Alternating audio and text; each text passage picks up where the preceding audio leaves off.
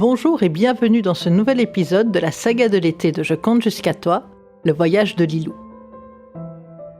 Dans les épisodes précédents, vous aviez découvert Lilou, une jeune fille blonde aux yeux clairs, pleine d'énergie et volontaire.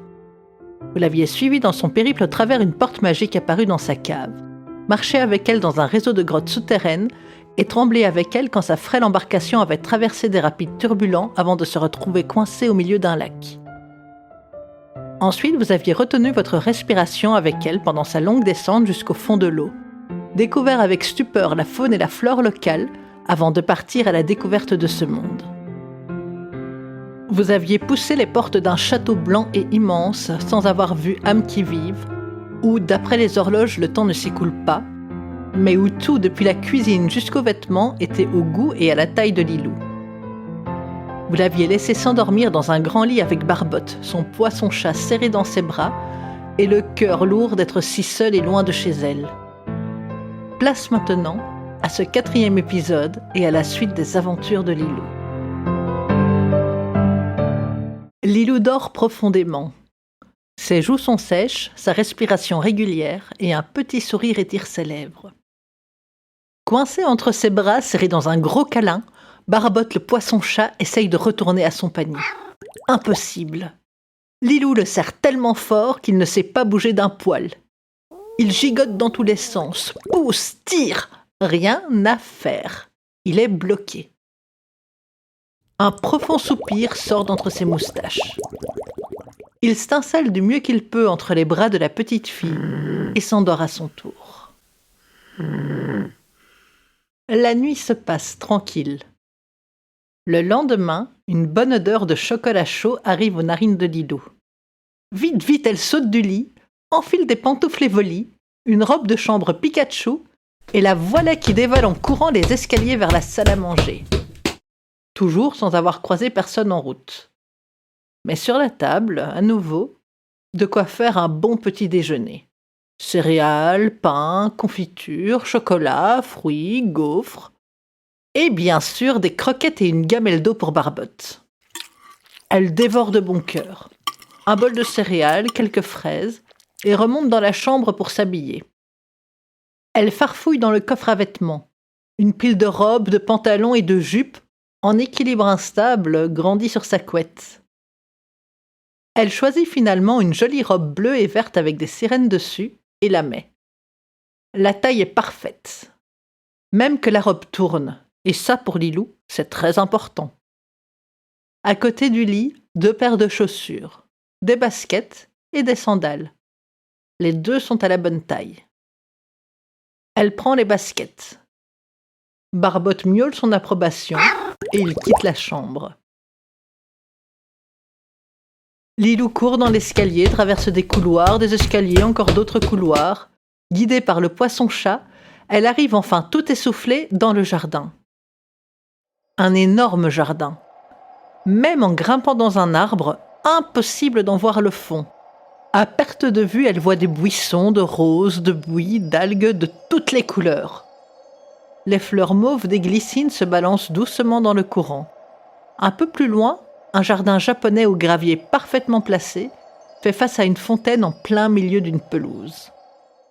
Des chemins en gravier, pavés ou simplement en terre. Des pelouses d'herbes bien tondues, d'autres d'algues bleues.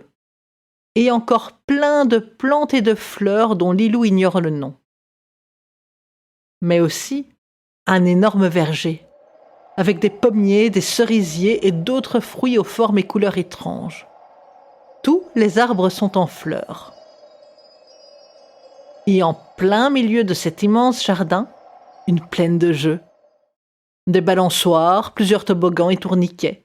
Il y a même des ponts de singes et une immense tyrolienne qui part du sommet d'un arbre et traverse toute une partie du parc.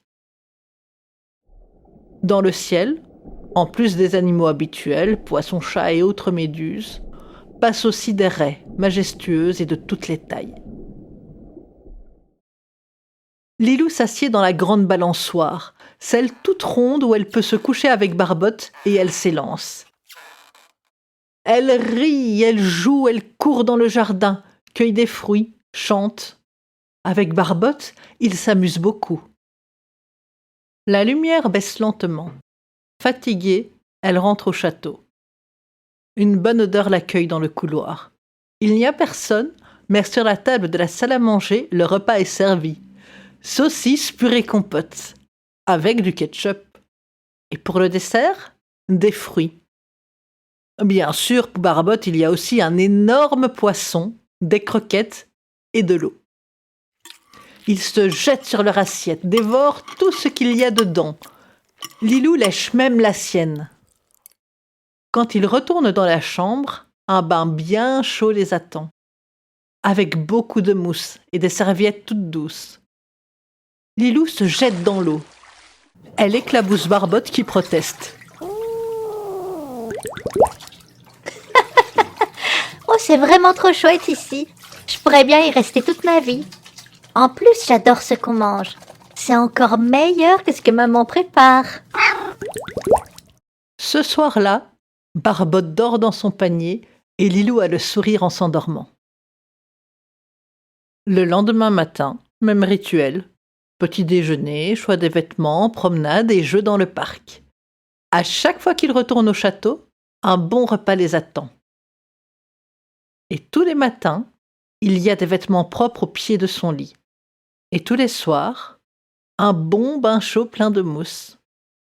Mais à part Barbotte et elle, et bien sûr les poissons qui passent dans le ciel, il n'y a personne. Le temps passe. Lilou a un peu grandi. Ça ne se voit pas beaucoup, mais elle ne doit plus se mettre sur la pointe des pieds pour se regarder dans le miroir de la salle de bain. Et elle n'a plus besoin de sauter pour attraper la corde pour grimper à l'arbre. Mais elle aime toujours autant jouer dans les jardins ou avec son compagnon poisson-chat. Pourtant, parfois, quand elle est sur la balançoire, elle a l'impression qu'on la regarde. Quand elle rigole, elle croit de temps en temps entendre un soupir. Un jour, après un tour de toboggan, elle croit voir quelque chose dans les buissons, l'éclat de 2 yeux dorés. Vite, vite, vite, elle saute et elle se précipite vers les buissons. Personne. Mais par terre, dans la lumière de cette fin de journée, quelques écailles bleutées aux reflets de perles prouvent qu'il y avait quelqu'un ou quelque chose à cet endroit. Tout à coup, elle prend peur. Alors vite, elle court vers le château, Barbotte sur les talons. Elle s'enferme dans sa chambre, elle se couche dans son lit, met la couette par-dessus sa tête et ne bouge plus. Mais le grondement de son estomac la rappelle à l'ordre. Elle a faim. Alors elle ouvre doucement la porte. Regarde à gauche, regarde à droite, rien. Sur la pointe des pieds, elle se rend dans la salle à manger. Comme d'habitude, son repas et celui de Barbotte sont sur la table. Ce soir, c'est riz sauté aux légumes et croquettes pour poisson-chat. Lilou mange très vite, elle engouffre, elle met des petits pains dans ses poches et elle court vers sa chambre. Ce soir-là, pas de bain pour elle. Elle tire le lourd coffre à vêtements devant sa porte, met par-dessus tous les jouets qu'elle trouve et pour faire bonne mesure, rajoute le panier de Barbotte. Puis, elle se couche dans son lit, ferme les tentures du baldaquin, met sa couette sur sa tête et serre très très fort les paupières. Elle rouvre les yeux, lutte pour ne pas dormir. Mais bien sûr, elle s'endort. Au plus noir de la nuit, la porte s'ouvre dans un murmure. Les lattes du plancher craquent. Quelqu'un ou quelque chose s'approche du lit de Lilou.